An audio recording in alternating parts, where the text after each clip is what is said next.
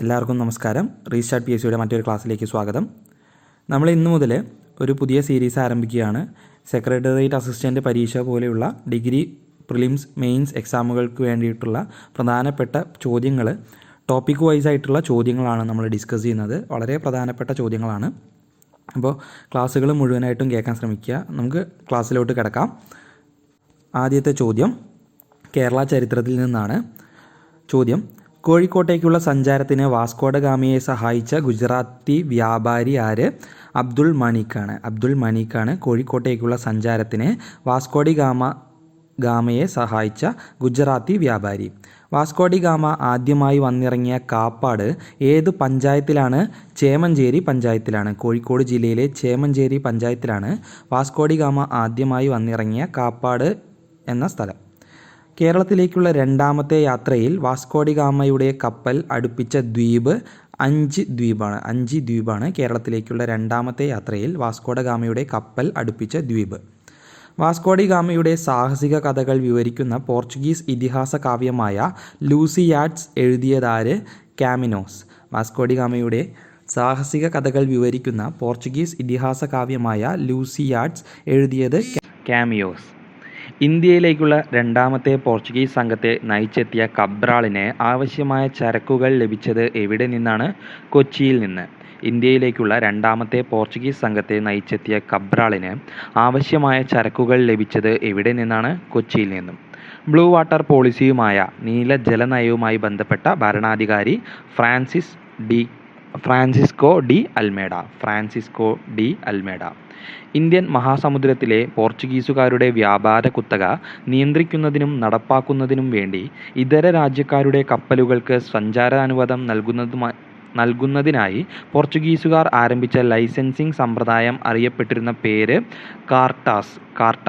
Indian മഹാസമുദ്രത്തിലെ പോർച്ചുഗീസുകാരുടെ വ്യാപാര കുത്തക നിയന്ത്രിക്കുന്നതിനും നടപ്പാക്കുന്നതിനും വേണ്ടി ഇതര രാജ്യക്കാരുടെ കപ്പലുകൾക്ക് സഞ്ചാരാനുവാദം നൽകുന്നതിനായി പോർച്ചുഗീസുകാർ ആരംഭിച്ച ലൈസൻസിംഗ് സമ്പ്രദായം അറിയപ്പെട്ടിരുന്ന പേര് കാർട്ടാസ്. 1510 ബീജാപ്പൂർ സുൽത്താനിൽ നിന്നും ഗോവ പിടിച്ചടക്കാൻ അൽ ബുക്കർക്കിനെ സഹായിച്ച പ്രാദേശിക നേതാവ് തിമ്മയ്യ. 1510 ബീജാപ്പൂർ സുൽത്താനിൽ നിന്നും ഗോവ പിടിച്ചടക്കാൻ അൽ ബുക്കർക്കിനെ സഹായിച്ച പ്രാദേശിക നേതാവ് തിമ്മയ്യ. പോർച്ചുഗീസ് ഇന്ത്യയുടെ ആസ്ഥാനം 1950 കൊച്ചിയിൽ നിന്നും ഗോവയിലേക്ക് മാറ്റിയ പോർച്ചുഗീസ് ഗവർണർ നീനോ ഡ കുഞ്ഞ. പോർച്ചുഗീസ് ഇന്ത്യയുടെ ആസ്ഥാനം 1530 കൊച്ചിയിൽ നിന്നും ഗോവയിലേക്ക് മാറ്റിയ പോർച്ചുഗീസ് ഗവർണർ നീനോ ഡ കുഞ്ഞ. ഇന്ത്യയിൽ പോർച്ചുഗീസുകാരുടെ ആധിപത്യം അവസാനിപ്പിച്ച യൂറോപ്യൻ ശക്തി ഡച്ചുകാർ. ഇന്ത്യയിൽ പോർച്ചുഗീസുകാരുടെ ആധിപത്യം അവസാനിപ്പിച്ച യൂറോപ്യൻ ശക്തി ഡച്ചുകാർ. ഉദയൻ പേരൂർ സുന്നഹദോസിൽ അധ്യക്ഷത വഹിച്ച archbishop Aleixo de Menezes. Udayamperoor സുന്നഹദോസിൽ അധ്യക്ഷത വഹിച്ച archbishop Aleixo de Menezes. കേരളത്തിലെ ക്രിസ്ത്യാനികൾക്കിടയിൽ റോമാ സുറിയാനികൾ എന്നും യാക്കോബായ സുറിയാനികൾ എന്നും രണ്ടു ചേരികൾ ഉണ്ടാവാൻ കാരണമായ സംഭവം. കേരളത്തിലെ ക്രിസ്ത്യാനികൾക്കിടയിൽ റോമാ സുറിയാനികൾ എന്നും യാക്കോബായ സുറിയാനികൾ എന്നും രണ്ടു ചേരികൾ ഉണ്ടാവാൻ കാരണമായ സംഭവം കൂനൻകുരിശ് പ്രതിജ്ഞ. കുഞ്ഞാലി മരയ്ക്കാർ ഒന്നാമനെ തടവുകാരനായി പിടിച്ച പോർച്ചുഗീസ് ഗവർണർ ലോപ്പോ സാംബായോ. ചാലിയം കോട്ട കീഴടക്കിയതിന് സാമൂതിരിയിൽ നിന്ന് പ്രത്യേക അവകാശങ്ങൾ ലഭിച്ചത് ഏത് കുഞ്ഞാലി മരയ്ക്കാർക്കാണ്? കുഞ്ഞാലി മൂന്നാമൻ. ചാലിയം കോട്ട കീഴടക്കിയതിന് സാമൂതിരിയിൽ നിന്ന് പ്രത്യേക അവകാശങ്ങൾ ലഭിച്ചത് കുഞ്ഞാലി മരയ്ക്കാർ മൂന്നാമനാണ്. ഡച്ചുകാർക്ക് ഇന്ത്യയിലേക്ക് വരാൻ ആവശ്യമായ മാർഗനിർദ്ദേശം നൽകിയ സഞ്ചാരി ലിൻ ഷോട്ടൻ. ഡച്ചുകാർക്ക് ഇന്ത്യയിലേക്ക് വരാൻ ആവശ്യമായ മാർഗനിർദ്ദേശം നൽകിയ സഞ്ചാരി ലിൻ ഷോട്ടൻ. 1604 സാമൂതിരിയുമായി കരാറിൽ ഏർപ്പെട്ട ഡച്ചു സംഘത്തെ നയിച്ച അഡ്മിറൽ സ്റ്റീവൻ വാൻഡർ ഹേഗൻ. 1604 സാമൂതിരിയുമായി കരാറിൽ ഏർപ്പെട്ട ഡച്ചു സംഘത്തെ നയിച്ച അഡ്മിറൽ സ്റ്റീവൻ വാൻഡർ ഹേഗൻ. ഡച്ചുകാർ 1663 നിലവിലുണ്ടായിരുന്ന രാജാവിനെ മാറ്റി പകരം കൊച്ചി സിംഹാസനത്തിൽ പ്രതിഷ്ഠിച്ചതാരെയാണ്? വീരകേരളവർമ്മ. ഡച്ചുകാർ 1663 നിലവിലുണ്ടായിരുന്ന രാജാവിനെ മാറ്റി പകരം കൊച്ചി സിംഹാസനത്തിൽ പ്രതിഷ്ഠിച്ചതാരെയാണ്? വീരകേരളവർമ്മയെയാണ്. മാർത്താണ്ഡവർമ്മയുമായുള്ള അധികാര തർക്കത്തിൽ കൊട്ടാരക്കര റാണിയുടെ പക്ഷം പിടിച്ച് ഇടപെടലുകൾ നടത്തിയ യൂറോപ്യൻ ശക്തി ഡച്ചുകാർ.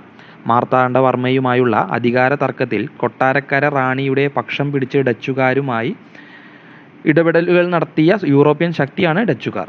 ദെൻ ഹോർത്തൂസ് മലബാറിക്കസ് തയ്യാറാക്കുന്നതിനെ സഹായിച്ച ഗൗഡ സാരസ്വത ബ്രാഹ്മണർ അപ്പുഭട്ട്, വിനായകഭട്ട്, രംഗഭട്ട്. ഹോർത്തൂസ് മലബാറിക്കസ് തയ്യാറാക്കുന്നതിന് സഹായിച്ച ഗൗഡ സാരസ്വത ബ്രാഹ്മണർ അപ്പുഭട്ട്, വിനായകഭട്ട്, രംഗഭട്ട്.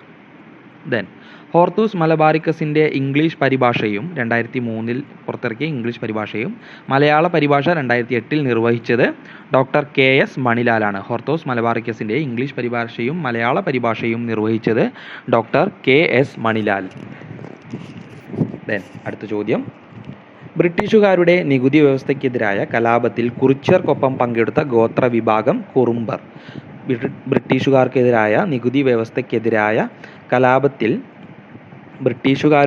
വ്യവസ്ഥയ്ക്കെതിരായ കലാപത്തിൽ കുറിച്യർക്കൊപ്പം പങ്കെടുത്ത ഗോത്ര വിഭാഗം കുറുമ്പർ. തലശ്ശേരി കൂടിയാലോചനകൾ എന്നറിയപ്പെടുന്ന രേഖകൾ ഏത് യൂറോപ്യൻ ശക്തിയുടെ കേരളത്തിലെ പ്രവർത്തനങ്ങളെക്കുറിച്ചാണ് വിവരങ്ങൾ നൽകുന്നത്? ബ്രിട്ടീഷുകാരുടെ കേരളത്തിലെ പ്രവർത്തനങ്ങളെക്കുറിച്ച് വിവരങ്ങൾ നൽകുന്നതാണ് തലശ്ശേരി കൂടിയാലോചനകൾ. മലബാറിലെ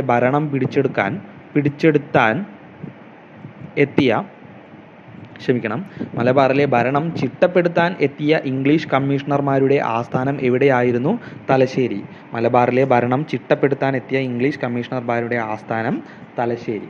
ദെൻ മലബാറിനെക്കുറിച്ച് ആദ്യത്തെ കൊളോണിയൽ റിപ്പോർട്ട് ഏതായിരുന്നു? മലബാറിനെക്കുറിച്ചുള്ള ആദ്യത്തെ colonial report joint commissioners report 1792-93. Then ഇന്ത്യയിലെ ആദ്യത്തെ യൂറോപ്യൻ സ്കൂൾ സ്ഥാപിച്ചത് പോർച്ചുഗീസുകാരാണ്.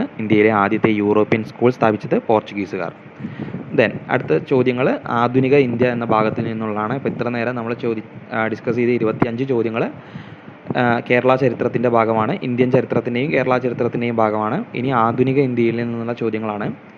1857 വിപ്ലവത്തിൻ്റെ ബുദ്ധികേന്ദ്രം എന്ന് വിശേഷിപ്പിക്കപ്പെടുന്നത് നാനാ സാഹേബ്. 1857 വിപ്ലവത്തിൻ്റെ ബുദ്ധികേന്ദ്രം എന്ന് വിശേഷിപ്പിക്കപ്പെടുന്നത് നാനാ സാഹേബാണ്. 1857 വിപ്ലവത്തിൻ്റെ പ്രവാചകൻ എന്നറിയപ്പെടുന്ന വ്യക്തി അസിമുള്ള ഖാനാണ്. 1857 വിപ്ലവത്തിൻ്റെ പ്രവാചകൻ എന്നറിയപ്പെടുന്ന വ്യക്തി അസിമുള്ള ഖാൻ. 1857 വിപ്ലവവുമായി ബന്ധപ്പെട്ട് ഇൻ മെമ്മോറിയം എന്ന പ്രശസ്ത ചിത്രം വരച്ചത് ആരാണ്? Joseph Noel Patton. ബ്രിട്ടീഷുകാർ 1857 കലാപകാലത്ത് ഡൽഹി കൈവശപ്പെടുത്തിയതിനു ശേഷം സാധാരണക്കാരായ ജനങ്ങളെ കൂട്ടക്കൊല ചെയ്തതിന് സാക്ഷിയായ പ്രശസ്ത ഉറുദു കവി മിർസ ഖാലിബ്. ബ്രിട്ടീഷുകാർ 1857 കലാപകാലത്ത് ഡൽഹി കൈവശപ്പെടുത്തിയതിനു ശേഷം സാധാരണക്കാരായ ജനങ്ങളെ കൂട്ടക്കൊല ചെയ്തതിന് സാക്ഷിയായ പ്രശസ്ത ഉറുദു കവി മിർസ ഖാലിബ്. ഡൽഹിയിൽ 1857 കലാപത്തെ അമർച്ച ചെയ്ത ബ്രിട്ടീഷ് ഓഫീസർ ജോൺ നിക്കോൾസൺ.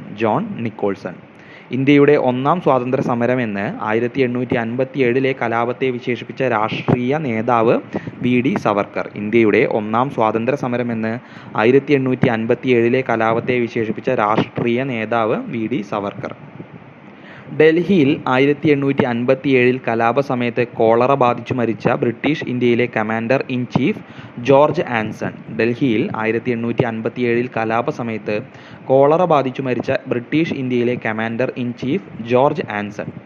നെഹ്റുവിൻ്റെ ഏത് പുസ്തകത്തിലാണ് ഇരുണ്ട പശ്ചാത്തലത്തിലെ പ്രകാശമാനമായ ബിന്ദു എന്ന് ഝാൻസി റാണിയെ വിശേഷിപ്പിച്ചിരിക്കുന്നത്? വിശ്വചരിത്രാവലോകനം. നെഹ്റുവിൻ്റെ ഏത് പുസ്തകത്തിലാണ് ഇരുണ്ട പശ്ചാത്തലത്തിലെ പ്രകാശമാനമായ ബിന്ദു എന്ന് ഝാൻസി റാണിയെ വിശേഷിപ്പിച്ചിരിക്കുന്നത്? വിശ്വചരിത്രാവലോകനം, ഗ്ലിംസസ് ഓഫ് വേൾഡ് ഹിസ്റ്ററി. 1857 കലാപകാലത്ത് വിപ്ലവകാരികൾ മീററ്റിൽ നിന്ന് ഡൽഹിയിലേക്ക് മാർച്ച് പാസ്റ്റ് നടത്തിയപ്പോൾ പാടിയ ഹം ഹേ ഇസ്കാ മാലിക് എന്ന ഗാനം രചിച്ചത് അസിമുള്ള ഖാൻ. 1857 കലാപകാലത്ത് വിപ്ലവകാരികൾ മീററ്റിൽ നിന്ന് ഡൽഹിയിലേക്ക് മാർച്ച് പാസ്റ്റ് നടത്തിയപ്പോൾ പാടിയ ഹം ഹേ ഇസ്കാ മാലിക് എന്ന ഗാനം രചിച്ചത് അസിമുള്ള ഖാൻ. ഝാൻസി റാണിയുടെ ജീവിതം പ്രമേയമാക്കിയുള്ള മഹാശ്വേതാദേവിയുടെ രചന ക്യൂൻ ഓഫ് ഝാൻസി. ഝാൻസി റാണിയുടെ ജീവിതം പ്രമേയമാക്കിയുള്ള മഹാശ്വേതാദേവിയുടെ രചന ക്യൂൻ ഓഫ് ഝാൻസി. 1806 വെല്ലൂർ കലാപത്തെ 1857 ഒന്നാം സ്വാതന്ത്ര്യ സമരത്തിൻ്റെ റിഹേഴ്സൽ എന്ന് വിശേഷിപ്പിച്ചത് വി.ഡി. സവർക്കർ. 1806 വെല്ലൂർ കലാപത്തെ 1857 ഒന്നാം സ്വാതന്ത്ര്യ സമരത്തിൻ്റെ റിഹേഴ്സൽ എന്ന് വിശേഷിപ്പിച്ചത് വി.ഡി. സവർക്കർ. ഫ്യൂഡൽ ഇന്ത്യയുടെ അവസാനത്തെ ചിറകടി എന്ന് ഫ്യൂഡൽ ഇന്ത്യയുടെ അവസാനത്തെ ചിറകടി എന്ന് 1857 വിപ്ലവത്തെ വിശേഷിപ്പിച്ചത് ജവഹർലാൽ നെഹ്റു. ഇന്ത്യൻ നാഷണൽ കോൺഗ്രസിൻ്റെ ആദ്യത്തെ general secretary A O. Hume. Indian National കോൺഗ്രസിൻ്റെ ആദ്യത്തെ general secretary A O. Hume. Indian National Congress സമ്മേളനത്തെ 3 ദിവസത്തെ തമാശ എന്ന് വിശേഷിപ്പിച്ചത് അശ്വിനി കുമാർ ദത്ത. ഇന്ത്യൻ നാഷണൽ കോൺഗ്രസ് സമ്മേളനത്തെ 3 ദിവസത്തെ തമാശ എന്ന് വിശേഷിപ്പിച്ചത് ആരാണ്? അശ്വിനി കുമാർ ദത്ത. ഇന്ത്യൻ നാഷണൽ കോൺഗ്രസിൻ്റെ ഔദ്യോഗിക ചരിത്രകാരൻ പട്ടാഭി സീതാരാമയ്യ. കോൺഗ്രസിൻ്റെ പേരിനോട് നാഷണൽ എന്നുകൂടി ചേർക്കപ്പെട്ട വർഷം 1891 നാഗ്പൂർ സമ്മേളനത്തിലാണ്. 1891 കോൺഗ്രസിൻ്റെ പേരിനോട് നാഷണൽ എന്ന പേര് കൂടി ചേർക്കപ്പെട്ടത്. ഇന്ത്യൻ നാഷണൽ കോൺഗ്രസിൻ്റെ ആദ്യത്തെ 20 വർഷത്തിനുള്ളിൽ 3 പ്രാവശ്യം പ്രസിഡന്റായ നേതാവ് ദാദാഭായ് നവറോജി. ഇന്ത്യൻ നാഷണൽ കോൺഗ്രസിൻ്റെ ആദ്യത്തെ 20 വർഷത്തിനുള്ളിൽ 3 പ്രാവശ്യം പ്രസിഡന്റായ നേതാവ് ദാദാഭായ് നവറോജി. ഇന്ത്യ റിപ്പബ്ലിക് ആയതിനു ശേഷം ആദ്യ കോൺഗ്രസ് സമ്മേളനത്തിന് വേദിയായത് നാസിക്കാണ്. 1950 നാസിക്കിൽ ഇന്ത്യ റിപ്പബ്ലിക് ആയതിനു ശേഷം ആദ്യ കോൺഗ്രസ് സമ്മേളനം നടന്നത്. ഇന്ത്യൻ നാഷണൽ കോൺഗ്രസ് സമ്മേളനത്തിന് വേദിയായ ആദ്യ ദക്ഷിണേന്ത്യൻ നഗരം ചെന്നൈയാണ് 1887. ഇന്ത്യൻ നാഷണൽ കോൺഗ്രസിൻ്റെ ചരിത്രത്തിൽ ഏറ്റവും കൂടുതൽ കാലം അധ്യക്ഷ പദവി വഹിച്ച നേതാവ് സോണിയാഗാന്ധി. ഇന്ത്യൻ നാഷണൽ കോൺഗ്രസിൻ്റെ ചരിത്രത്തിൽ ഏറ്റവും കൂടുതൽ കാലം അധ്യക്ഷ പദവി വഹിച്ച നേതാവ് സോണിയാഗാന്ധി. ഇന്ത്യൻ നാഷണൽ കോൺഗ്രസിൻ്റെ ആക്ടിംഗ് പ്രസിഡന്റായ ആദ്യ വ്യക്തി ഹക്കീം അജ്മൽ ഖാൻ 1921. കോൺഗ്രസിൻ്റെ പോസ്റ്ററിനുള്ള ചിത്രമായ തിരഞ്ഞെടുക്കപ്പെട്ട നന്ദലാൽ ബോസിൻ്റെ ചിത്രം ഗ്രാമീണ ചെണ്ടക്കാരൻ. കോൺഗ്രസിൻ്റെ പോസ്റ്ററിനുള്ള ചിത്രമായി തിരഞ്ഞെടുക്കപ്പെട്ട നന്ദലാൽ ബോസിൻ്റെ ചിത്രം ഗ്രാമീണ ചെണ്ടക്കാരൻ. ലക്ഷ്യം നിറവേറിയതിനാൽ സ്വാതന്ത്ര്യാനന്തരം കോൺഗ്രസ് എന്തായി മാറണം എന്നാണ് ഗാന്ധിജി നിർദ്ദേശിച്ചത്? ലോക സേവാ സംഘം. ലക്ഷ്യം നിറവേറിയതിനാൽ സ്വാതന്ത്ര്യാനന്തരം കോൺഗ്രസ് എന്തായി മാറണം എന്നാണ് ഗാന്ധിജി നിർദ്ദേശിച്ചത്? ലോക സേവാ സംഘം. സ്വതന്ത്ര ഇന്ത്യയിൽ കോൺഗ്രസ് അധ്യക്ഷ പദവി വഹിച്ച ആർജിത ഇന്ത്യൻ പൗരത്വമുള്ള ഏക വ്യക്തി സോണിയാഗാന്ധിയാണ്. സ്വതന്ത്ര ഇന്ത്യയിൽ കോൺഗ്രസ് അധ്യക്ഷ പദവി വഹിച്ച ആർജിത ഇന്ത്യൻ പൗരത്വമുള്ള ഏക വ്യക്തി. പ്രസിഡന്റ് തിരഞ്ഞെടുപ്പിൽ പരാജയപ്പെട്ട കോൺഗ്രസിൻ്റെ ഔദ്യോഗിക സ്ഥാനാർത്ഥി നീലം സഞ്ജീവ റെഡ്ഡി. പ്രസിഡന്റ് തിരഞ്ഞെടുപ്പിൽ പരാജയപ്പെട്ട കോൺഗ്രസിൻ്റെ ഔദ്യോഗിക സ്ഥാനാർത്ഥി നീലം സഞ്ജീവ റെഡ്ഡി. അപ്പോൾ 25 ചോദ്യങ്ങളാണ് നമ്മൾ ആധുനിക ഇന്ത്യയിൽ നിന്ന് ഡിസ്കസ് ചെയ്തത്. അടുത്തത് ലോക ചരിത്രത്തിൽ നിന്നുള്ള ചോദ്യങ്ങളാണ്. ഹേബിയസ് കോർപ്പസ് നിയമം പാസാക്കുമ്പോൾ ഇംഗ്ലണ്ടിലെ രാജാവ് ചാൾസ് രണ്ടാമൻ. ഹേബിയസ് കോർപ്പസ് നിയമം പാസാക്കുമ്പോൾ ഇംഗ്ലണ്ടിലെ രാജാവ് ചാൾസ് രണ്ടാമൻ. 17-ാം നൂറ്റാണ്ടിൽ ഇംഗ്ലണ്ടിൽ ആഭ്യന്തര യുദ്ധം നടന്ന സമയത്ത് രാജാവിൻ്റെ സൈന്യവുമായി ഏറ്റുമുട്ടിയ പാർലമെൻറ്റ് സൈന്യത്തിൻ്റെ പേര് ന്യൂ മോഡൽ ആർമി. 17-ാം നൂറ്റാണ്ടിൽ ഇംഗ്ലണ്ടിൽ ആഭ്യന്തര യുദ്ധം നടന്ന സമയത്ത് രാജാവിൻ്റെ സൈന്യവുമായി ഏറ്റുമുട്ടിയ പാർലമെൻറ്റ് സൈന്യത്തിൻ്റെ പേര് ന്യൂ മോഡൽ ആർമി. ഇംഗ്ലണ്ടിൽ കൃഷി പര്യായ സമ്പ്രദായം ക്രോപ്പ് റൊട്ടേഷൻ ആവിഷ്കരിച്ചത് ആര്? ടൗൺസെൻസ് പ്രഭു. മനുഷ്യാവകാശങ്ങൾ സംരക്ഷിക്കുന്നത് ഭരണകൂടത്തിൻ്റെ ബാധ്യതയാക്കിക്കൊണ്ടുള്ള ആദ്യ രേഖ മാഗ്ന കാർട്ട. മനുഷ്യാവകാശങ്ങൾ സംരക്ഷിക്കുന്നത് ഭരണകൂടത്തിൻ്റെ ബാധ്യതയായിക്കൊണ്ടുള്ള ആദ്യ രേഖയാണ് മാഗ്ന കാർട്ട. ഒളിവർ ക്രോംവെല്ലിനു ശേഷം ഇന്ത്യയിൽ അധികാരത്തിൽ വന്നത് ചാൾസ് രണ്ടാമൻ. ഒലിവർ ക്രോംവെല്ലിനു ശേഷം ഇംഗ്ലണ്ടിൽ അധികാരത്തിൽ വന്നത് ഞാൻ നേരത്തെ പറഞ്ഞപ്പോൾ തെറ്റിയിട്ടുണ്ട്. ഇംഗ്ലണ്ടിൽ അധികാരത്തിൽ വന്നതാര്? ചാൾസ് രണ്ടാമനാണ്. ലോകത്ത് തപാൽ സ്റ്റാമ്പിൽ പ്രത്യക്ഷപ്പെട്ട ആദ്യ വ്യക്തി വിക്ടോറിയ രാജ്ഞി. ഇംഗ്ലണ്ടിൽ ബിൽ ഓഫ് റൈറ്റ്സ് പാസാക്കിയ വർഷം 1689. ഇംഗ്ലണ്ടിൽ ബിൽ ഓഫ് റൈറ്റ്സ് പാസാക്കിയ വർഷം 1689. ലോങ് പാർലമെൻറ്റ് ഉടലെടുത്തത് ഏത് രാജ്യത്താണ്? ഇംഗ്ലണ്ടിലാണ്. മഹത്തായ വിപ്ലവത്തിന് ശേഷം ഇംഗ്ലണ്ടിലെ സംയുക്ത ഭരണാധികാരികളായത് ആരെല്ലാം? മേരി ദ്വിതീയയും വില്യം മൂന്നാമനും. മേരി രണ്ടാമനും വില്യം മൂന്നാമനുമാണ് മഹത്തായ വിപ്ലവത്തിന് ശേഷം ഇംഗ്ലണ്ടിലെ സംയുക്ത ഭരണാധികാരികൾ ആയത്. ദെൻ അടുത്ത ചോദ്യം, ആംഗ്ലിക്കനിസത്തിന് നേതൃത്വം നൽകിയ ഇംഗ്ലണ്ടിലെ രാജാവ് ഹെൻറി എട്ടാമൻ. ആംഗ്ലിക്കനിസത്തിന് നേതൃത്വം നൽകിയ ഇംഗ്ലണ്ടിലെ രാജാവാണ് ഹെൻറി എട്ടാമൻ. ദെൻ അടുത്ത ചോദ്യം, ബാറ്റിൽ ഓഫ് റോസസ് ഏത് രാജ്യത്ത് നടന്ന ആഭ്യന്തര യുദ്ധമാണ്? ഇംഗ്ലണ്ടിൽ നടന്ന ആഭ്യന്തര യുദ്ധമാണ് ബാറ്റിൽ ഓഫ് റോസസ്. ദെൻ സാമ്രാജ്യത്വ ശക്തികളുടെ ഭരണ സ്വാതന്ത്ര്യത്തിൽ നിന്ന് കോളനികൾ സ്വാതന്ത്ര്യം നേടിയത് ഏത് പേരിൽ അറിയപ്പെടുന്നു? അപകോളനീകരണം ഡീകോളനൈസേഷൻ.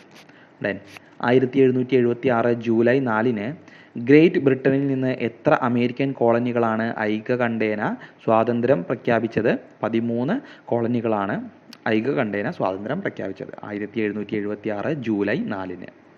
അമേരിക്കൻ സ്വാതന്ത്ര്യ പ്രഖ്യാപനം തയ്യാറാക്കിയത് ആരെല്ലാം? തോമസ് ജെഫേഴ്സണും ബെഞ്ചമിൻ ഫ്രാങ്ക്ലിൻ.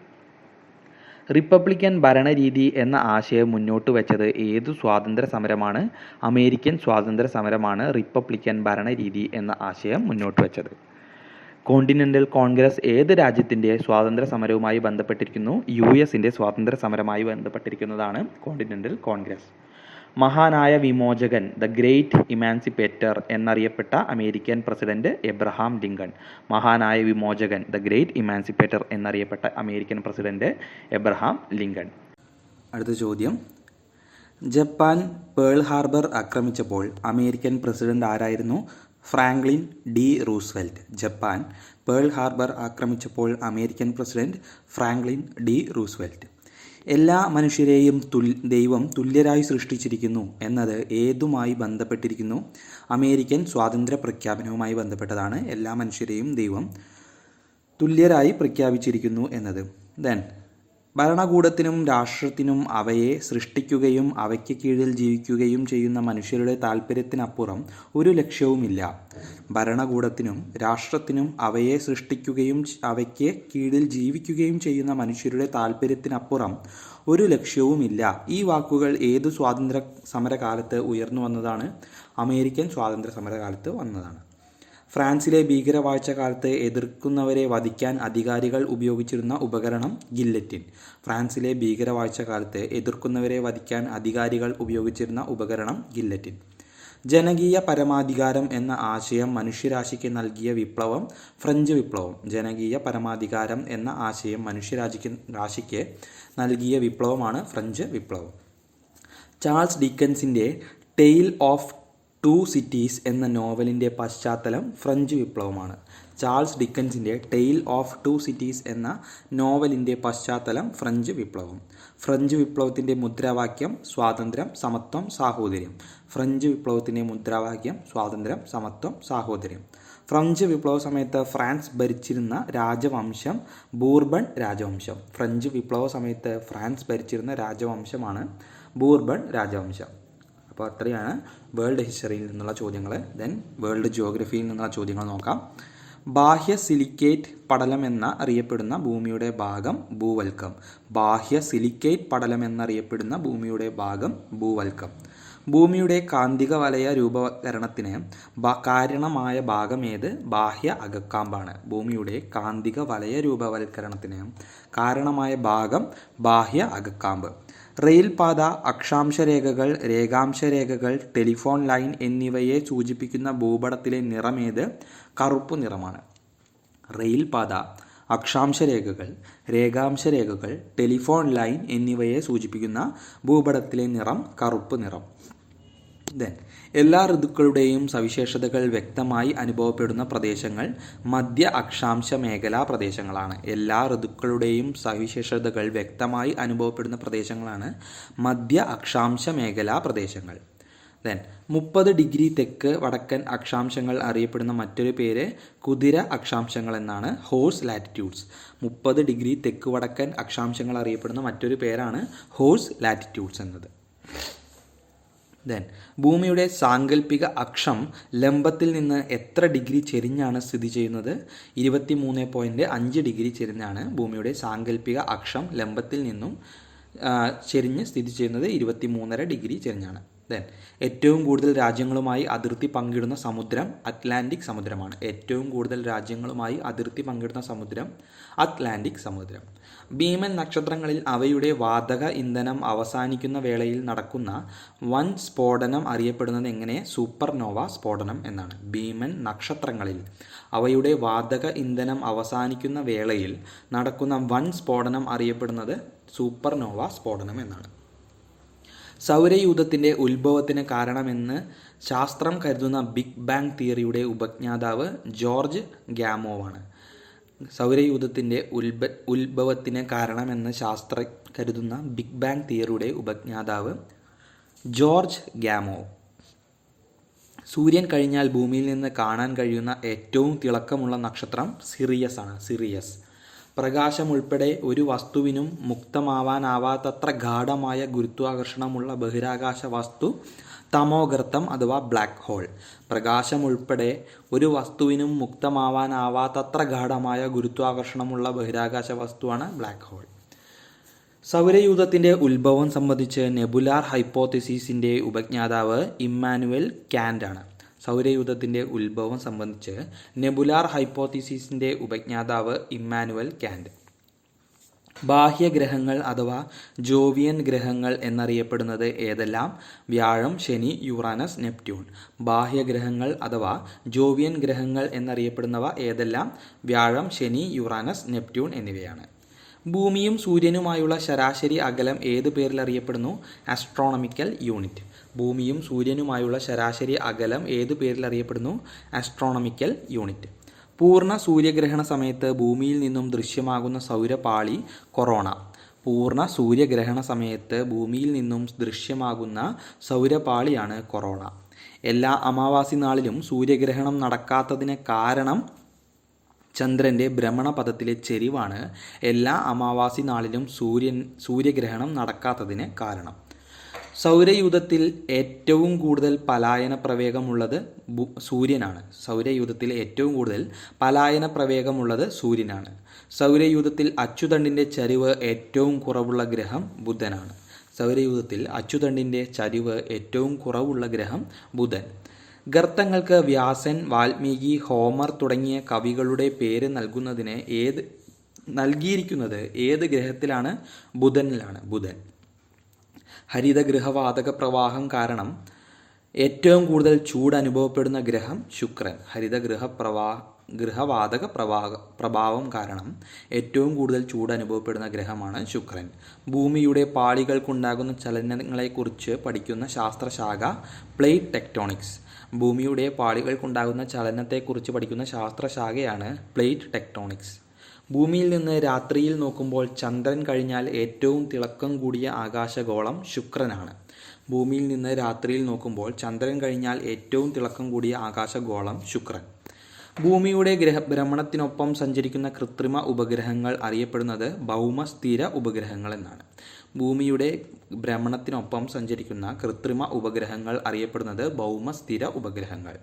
ഭൂമിയുടെ ഭ്രമണവേഗം ധ്രുവപ്രദേശത്ത് മണിക്കൂറിൽ എത്ര കിലോമീറ്ററാണ്? 0 ഭൂമിയുടെ ഭ്രമണവേഗം ധ്രുവപ്രദേശത്ത് മണിക്കൂറിൽ എത്ര കിലോമീറ്ററാണ്? 0 കിലോമീറ്റർ.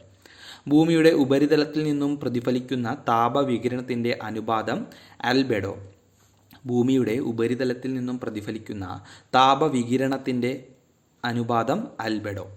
ദെൻ അത്രയുമാണ് നമ്മുടെ വേൾഡ് ജിയോഗ്രഫിയിൽ നിന്നുള്ള ചോദ്യങ്ങൾ. ദെൻ ഇന്ത്യൻ ജിയോഗ്രഫിയിൽ നിന്നുള്ള ചോദ്യങ്ങളാണ്. ഏത് ഋതുവിലാണ് ഇന്ത്യയിൽ പശ്ചിമ അസ്വസ്ഥത വെസ്റ്റേൺ ഡിസ്റ്റർബൻസ് അനുഭവപ്പെടുന്നത്? ശൈത്യകാലത്താണ്. ഏത് ഋതുവിലാണ് ഇന്ത്യയിൽ പശ്ചിമ അസ്വസ്ഥത വെസ്റ്റേൺ ഡിസ്റ്റർബൻസ് അനുഭവപ്പെടുന്നത്? ശൈത്യകാലത്താണ്. ഇന്ത്യയുടെ കാലാവസ്ഥയുമായി ബന്ധപ്പെട്ട പശ്ചിമ അസ്വസ്ഥതകളുടെ ഉത്ഭവം എവിടെ നിന്നാണ്? മെഡിറ്ററേനിയൻ കടലിൽ നിന്നുമാണ്. മെഡിറ്ററേനിയൻ കടലിൽ നിന്നുമാണ് പശ്ചിമ അസ്വസ്ഥത എന്ന പ്രതിഭാസം ഉത്ഭവം കൊള്ളുന്നത്. ദെൻ ഇന്ത്യയിൽ അധിവസിക്കുന്ന ജനവിഭാഗങ്ങളിൽ ഏറ്റവും പഴക്കം കൂടിയത് നെഗ്രിറ്റോകളൊക്കെയാണ്. നെഗ്രിറ്റോ വംശത്തിൽപ്പെട്ട ജനവിഭാഗങ്ങളാണ് ഇന്ത്യയിൽ ജീവിക്കുന്നവരിൽ ഏറ്റവും പഴക്കം ചെന്ന ജനവിഭാഗം. ഇന്ത്യൻ സ്റ്റാൻഡേർഡ് മെഡിറ്ററേനിയൻ കടന്നു പോകുന്ന സംസ്ഥാനങ്ങൾ ഉത്തർപ്രദേശ്, മധ്യപ്രദേശ്, ഛത്തീസ്ഗഡ്, ഒഡീഷ, ആന്ധ്രാപ്രദേശ് എന്നിവയാണ്. ഇന്ത്യൻ സ്റ്റാൻഡേർഡ് മെഡിറ്ററേനിയൻ കടന്നു പോകുന്ന സംസ്ഥാനങ്ങൾ ഉത്തർപ്രദേശ്, മധ്യപ്രദേശ്, ഛത്തീസ്ഗഡ്, ഒഡീഷ, ആന്ധ്രാപ്രദേശ്. വടക്കുകിഴക്കൻ മൺസൂൺ കാലത്ത് കൂടുതൽ മഴ ലഭിക്കുന്ന ഇന്ത്യയിലെ ഭൂപ്രകൃതി വിഭാഗം കിഴക്കൻ തീരസമതലം. വടക്കുകിഴക്കൻ മൺസൂൺ കാലത്ത് കൂടുതൽ മഴ ലഭിക്കുന്ന ഇന്ത്യയിലെ ഭൂപ്രകൃതി വിഭാഗം കിഴക്കൻ തീരസമതലം. ഇന്ത്യയുടെ അതിർത്തികളിൽ സമുദ്രതീരമില്ലാത്ത ഏക ദിക്കേത് വടക്ക്. ഇന്ത്യയുടെ അതിർത്തികളിൽ സമുദ്രതീരമില്ലാത്ത ഏക ദിക്ക് വടക്ക് ദിക്കാണ്. ഏറ്റവും കൂടുതൽ സംസ്ഥാനങ്ങളുമായി അതിർത്തി പങ്കിടുന്ന ഇന്ത്യൻ സംസ്ഥാനം ഉത്തർപ്രദേശാണ്. ഇന്ത്യയിലെ ഏറ്റവും ഉൽപാദനക്ഷമത കൂടിയ മണ്ണിനം എക്കൽ മണ്ണ്. ഇന്ത്യയിലെ ഏറ്റവും ഉൽപാദനക്ഷമത കൂടിയ മണ്ണിനം എക്കൽ മണ്ണ്. സിവാലിക് പർവ്വതങ്ങളുടെ അടിവാരത്തിൽ സമതലങ്ങളോട് ചേർന്ന് ഉരുളൻ കല്ലുകളുടെയും മണലിൻ്റെയും വിശാലമായ നിക്ഷേപങ്ങൾ കാണപ്പെടുന്ന ഭൂവിഭാഗം ബാബർ. സിവാലിക് പർവ്വതങ്ങളുടെ അടിവാരത്തിൽ സമതലങ്ങളോട് ചേർന്ന് ഉരുളൻ കല്ലുകളുടെയും മണലിൻ്റെയും വിശാലമായ നിക്ഷേപങ്ങൾ കാണപ്പെടുന്ന ഭൂവിഭാഗമാണ് ബാബർ. ഇന്ത്യൻ സംഘം ആദ്യമായി എവറസ്റ്റ് കീഴടക്കുന്നതിന് 1956 നേതൃത്വം നൽകിയത് MS കോഹ്ലിയാണ്. ഇന്ത്യൻ സംഘം ആദ്യമായി എവറസ്റ്റ് കീഴടക്കുന്നതിന് 1965 നേതൃത്വം നൽകിയത്. കരേവ നിക്ഷേപത്തിന് പ്രസിദ്ധമായ ഹിമാലയൻ ഭാഗം കശ്മീർ ഹിമാലയം. കരേവ നിക്ഷേപത്തിന് പ്രസിദ്ധമായ ഹിമാലയൻ ഭാഗം കശ്മീർ ഹിമാലയം. നർമ്മദയ്ക്കും താപ്തിക്കും ഇടയിലുള്ള പർവ്വതനിര സത്പുര നിരകളാണ്. നർമ്മദയ്ക്കും താപ്തിക്കും ഇടയിലുള്ള പർവ്വതനിര സത്പുര റേഞ്ചസ്. ഫറാക്ക പിന്നീട് ബംഗ്ലാദേശിലെത്തുമ്പോൾ ഗംഗ ഏത് പേരിൽ അറിയപ്പെടുന്നു? ഫറാക്ക പിന്നിട്ട് ബംഗ്ലാദേശിലെത്തുമ്പോൾ ഗംഗ ഏത് പേരിൽ അറിയപ്പെടുന്നു? പദ്മ എന്ന പേരിലാണ് ബംഗ്ലാദേശിലെത്തുമ്പോൾ ഗംഗ അറിയപ്പെടുന്നത്. ഇന്ത്യയിൽ ചണ വ്യവസായം കേന്ദ്രീകരിച്ചിരിക്കുന്നത് ഏത് നദിയുടെ തീരത്താണ്? ഹൂഗ്ലി നദിയുടെ തീരത്താണ്. ഹൂഗ്ലി നദിയുടെ തീരത്താണ് ഇന്ത്യയുടെ ചണ വ്യവസായം കേന്ദ്രീകരിച്ചിരിക്കുന്നത്. ഇന്ത്യയുടെ നദീ സംയോജന പദ്ധതിയുമായി ഭാഗമായി ബേധ്വയെ ഏത് നദിയുമായിട്ടാണ് ബന്ധിപ്പിക്കുന്നത്? കെൻ നദിയുമായിട്ടാണ് ബേധ്വ എന്ന നദിയെ ബന്ധിപ്പിക്കുന്നത്. പടിഞ്ഞാറോട്ട് ഒഴുകുന്നതും ഇന്ത്യൻ മഹാസമുദ്രത്തിൻ്റെ ഭാഗമായ അറബിക്കടലിൽ പതിക്കുന്നതുമായ ഏക ഹിമാലയൻ നദി സിന്ധു നദിയാണ്. പടിഞ്ഞാറോട്ട് ഒഴുകുന്നതും ഇന്ത്യൻ മഹാസമുദ്രത്തിൻ്റെ ഭാഗമായ അറബിക്കടലിൽ പതിക്കുന്നതുമായ ഏക ഹിമാലയൻ നദിയാണ് സിന്ധു നദി. ഇന്ത്യയിലെ അസ്ഥികൂട തടാകം എന്നറിയപ്പെടുന്നത് രൂപ്കുണ്ടാണ്. ഇന്ത്യയിലെ അസ്ഥികൂട തടാകം എന്നറിയപ്പെടുന്നത് രൂപ്കുണ്ട്.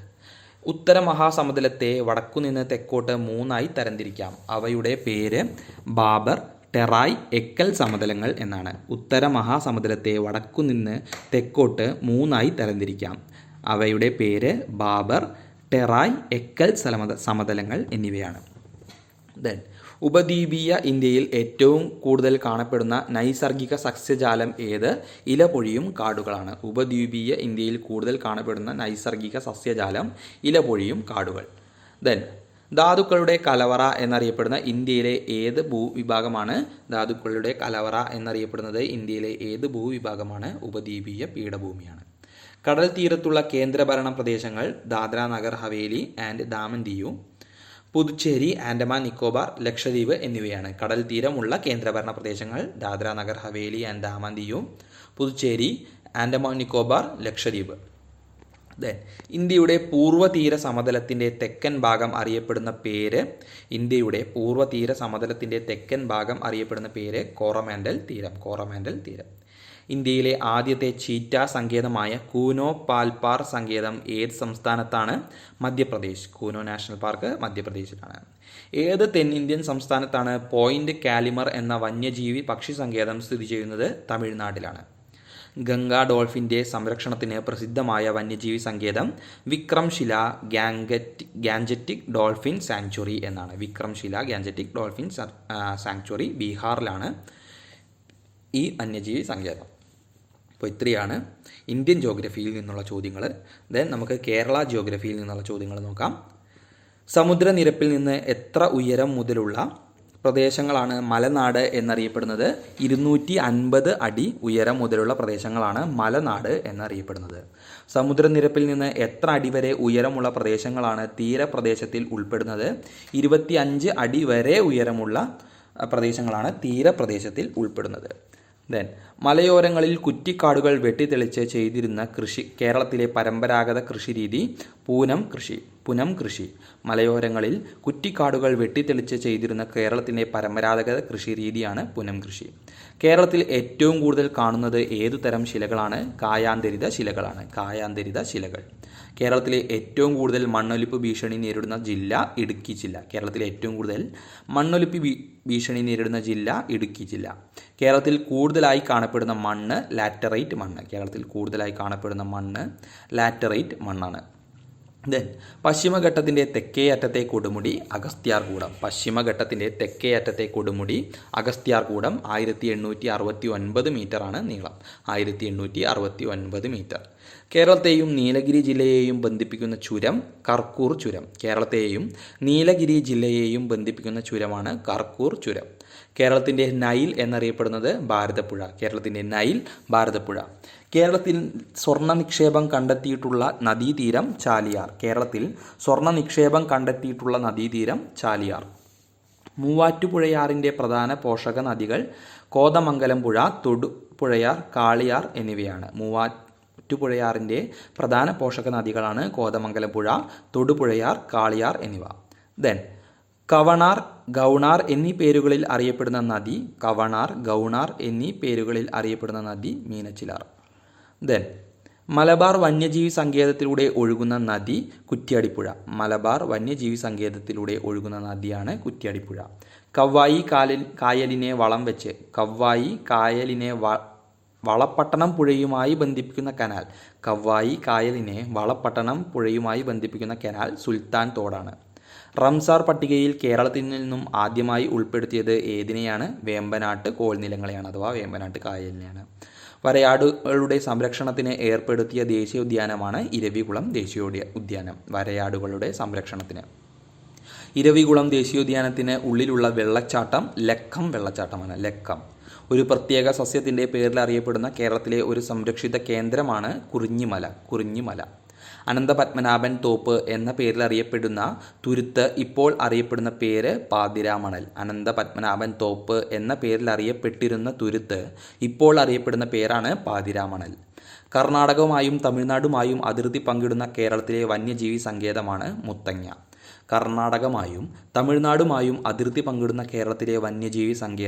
മുത്തങ്ങ. കരിമ്പുഴ വന്യജീവി സങ്കേതവുമായി അതിർത്തി പങ്കുവയ്ക്കുന്ന തമിഴ്നാട്ടിലെ ദേശീയോദ്യാനം മുകുർത്തി ദേശീയോദ്യാനം.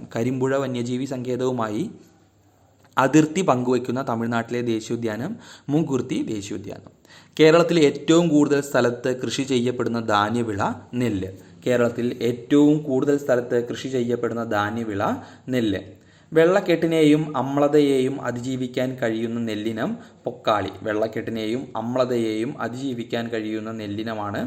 പൊക്കാളി. പുഞ്ചകൃഷിയുടെ സമയത്ത് കേരളത്തിൽ ഏറ്റവും കൂടുതൽ നെല്ലുൽപാദിപ്പിക്കുന്ന ജില്ല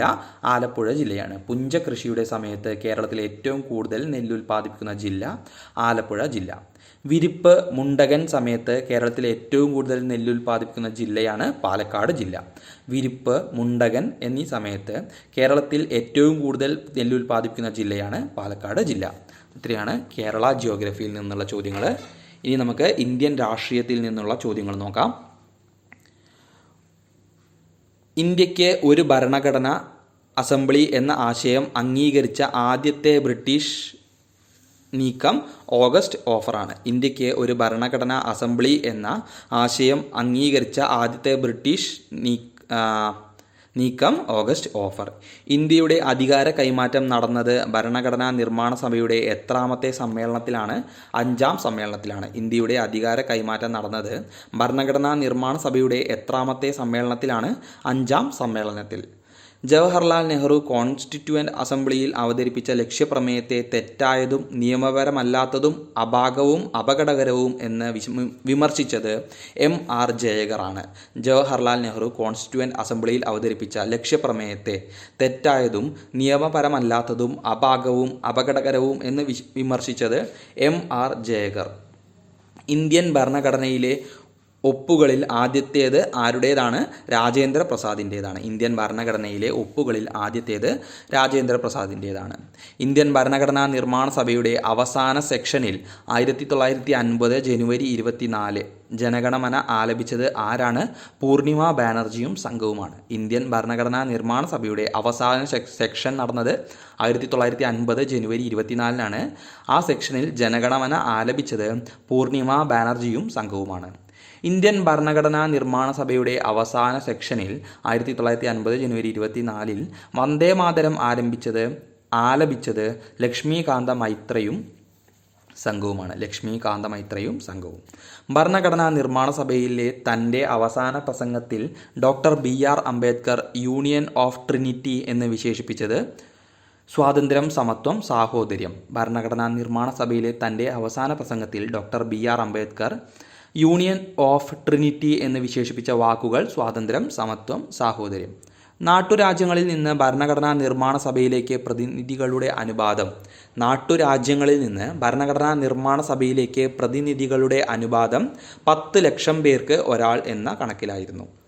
ഇന്ത്യൻ ഭരണ സംവിധാനത്തിൽ പരോക്ഷമായി ആവിഷ്കരിക്കപ്പെട്ടിട്ടുള്ള ഫെഡറൽ സംവിധാനത്തിൻ്റെ ആശയങ്ങൾക്ക് കടപ്പെട്ടിരിക്കുന്ന ബ്രിട്ടീഷ് നിയമനിർമ്മാണമേത്? ഇന്ത്യൻ ഭരണ സംവിധാനത്തിൽ പരോക്ഷമായി ആവിഷ്കരിക്കപ്പെട്ടിട്ടുള്ള ഫെഡറൽ സംവിധാനത്തിൻ്റെ ആശയങ്ങൾക്ക് കടപ്പെട്ടിരിക്കുന്ന ബ്രിട്ടീഷ് നിയമനിർമ്മാണമേത്? 1935 government of India act. 1935 government of India act. Then cabinet യോഗത്തിൽ പ്രധാനമന്ത്രി അധ്യക്ഷത വഹിക്കുന്ന രീതി ഇന്ത്യ കടം കൊണ്ടിരിക്കുന്നത് ഏത് രാജ്യത്തു നിന്നാണ്? ബ്രിട്ടനിൽ നിന്നുമാണ്. ക്യാബിനറ്റ് യോഗത്തിൽ പ്രധാനമന്ത്രി അധ്യക്ഷത വഹിക്കുന്ന രീതി ഇന്ത്യ കടം കൊണ്ടിരിക്കുന്നത് ഏത് രാജ്യത്തു നിന്നുമാണ്? ബ്രിട്ടനിൽ നിന്നുമാണ്. ഏത് കേസിലാണ് ആമുഖം ഭരണഘടനയുടെ ഭാഗമല്ല എന്ന് കോടതി വിധിച്ചത്? ബേരുബാറി കേസിലാണ്. 1960 നടന്ന ബേരുബാറി കേസിലാണ് ആമുഖം ഭരണഘടനയുടെ ഭാഗമല്ല എന്ന് കോടതി വിധിച്ചത്. ഏതു കേസിലാണ് ആമുഖം ഭരണഘടനയുടെ ഭാഗമാണ് എന്ന് കോടതി വിധിച്ചത്? കേശവാനന്ദ ഭാരതി കേസിലാണ്. 1973 കേശവാനന്ദ ഭാരതി കേസിലാണ്. ദെൻ പരിത്യാഗം അവസാനിപ്പിക്കൽ എന്നിവയ്ക്ക് പുറമെ ഇന്ത്യൻ പൗരത്വം നഷ്ടപ്പെടുന്നതിനുള്ള മൂന്നാമത്തെ വഴിയേത്? തിരിച്ചെടുക്കലാണ്. പരിത്യാഗം, അവസാനിപ്പിക്കൽ, തിരിച്ചെടുക്കൽ എന്നീ 3 വഴികളിലൂടെയാണ് ഇന്ത്യൻ പൗരത്വം നഷ്ടപ്പെടുന്നത്. ദെൻ മൗലികാവകാശങ്ങൾ റദ്ദു ചെയ്യുന്നതിനുള്ള സാഹചര്യം ഏതാണ്? അടിയന്തരാവസ്ഥ കാലഘട്ടമാണ്. മൗലികാവകാശങ്ങൾ റദ്ദു ചെയ്യുന്നതിനുള്ള സാഹചര്യം അടിയന്തരാവസ്ഥ കാലഘട്ടം. ഇന്ത്യൻ ഭരണഘടനയുടെ അനുച്ഛേദം 12 പ്രകാരം സ്റ്റേറ്റിനെ എപ്രകാരമാണ് നിർവചിച്ചിരിക്കുന്നത്? ഇന്ത്യൻ ഭരണഘടനയുടെ അനുച്ഛേദം 12 പ്രകാരം സ്റ്റേറ്റിനെ എപ്രകാരമാണ് നിർവചിച്ചിരിക്കുന്നത്? കേന്ദ്ര മന്ത്രിസഭയും പാർലമെൻറ്റും സംസ്ഥാന മന്ത്രിസഭയും നിയമസഭയും തദ്ദേശ സ്വയംഭരണ സ്ഥാപനങ്ങളും സർക്കാർ, അർദ്ധ സർക്കാർ സ്ഥാപനങ്ങളും ചേർന്നതാണ് സ്റ്റേറ്റ്.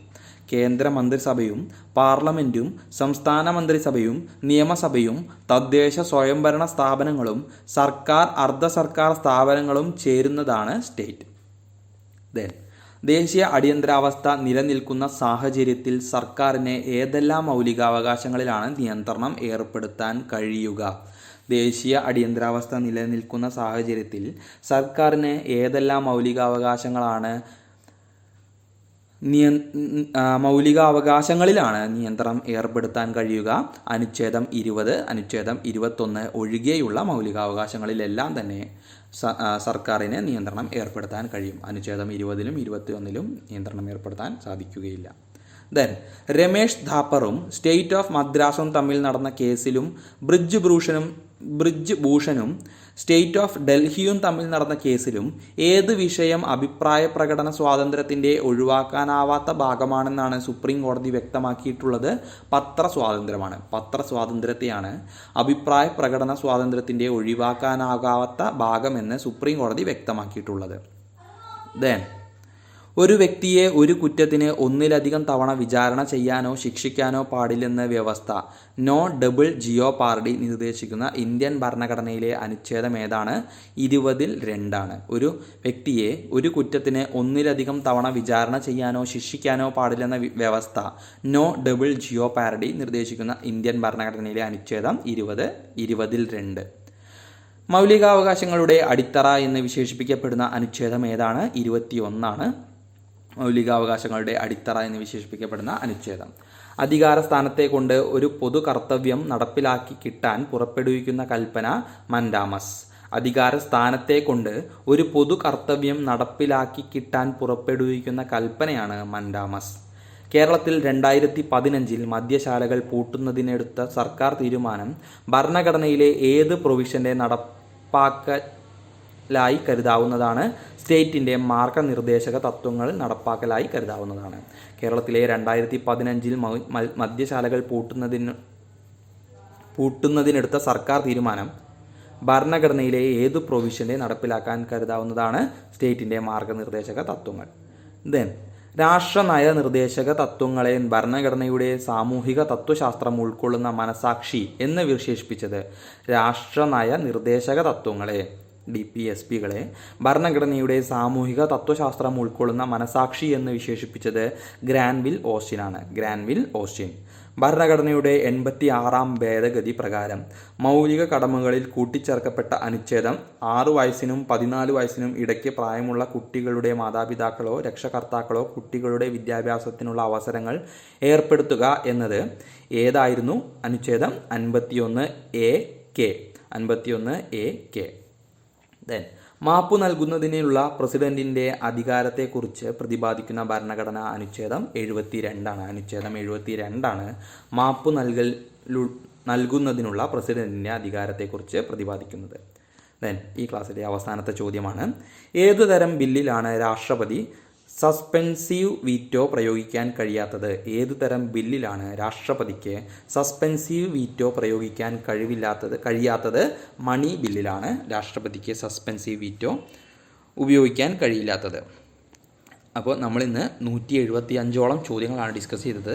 ഇതിലൊരു 25 ചോദ്യങ്ങൾ വിട്ടിട്ടുണ്ട്. അതുകൊണ്ടാണ് ചോദ്യം നമ്പർ 200 എന്ന് കാണുന്നത്. അത് കുഴപ്പമില്ല. 175 ചോദ്യങ്ങൾ നമ്മൾ ഇന്ത്യൻ രാഷ്ട്രീയം, Kerala geography, Indian geography, world geography, world history, Kerala history തുടങ്ങിയ ഭാഗങ്ങളിൽ നിന്നും നമ്മൾ ആധുനിക ഇന്ത്യ എന്നൊക്കെയുള്ള ഭാഗങ്ങളിൽ നിന്ന് നമ്മൾ 175 ചോദ്യങ്ങളാണ് വളരെ പ്രധാനപ്പെട്ട നമുക്ക് വരുന്ന ഡിഗ്രി പരീക്ഷകളിലേക്കും അതുപോലെ തന്നെ ഡിഗ്രി മെയിൻസ് എക്സാമുകളും അതുപോലെ തന്നെ 10th ലെവൽ മെയിൻസ് എക്സാമുകൾ, 12th ലെവൽ മെയിൻസ്, പ്രിലിംസ് തുടങ്ങിയ എല്ലാ എക്സാമുകൾക്കും വളരെ ഉപകാരപ്രദമാകുന്ന ടോപ്പിക് വൈസ് ആയിട്ടുള്ള ഒരു ചോദ്യോത്തര ക്ലാസ്സാണ് നമ്മളിന്ന് ഡിസ്കസ് ചെയ്തത്. മറ്റൊരു ക്ലാസ്സുമായിട്ട് വീണ്ടും വരാം. Thank you.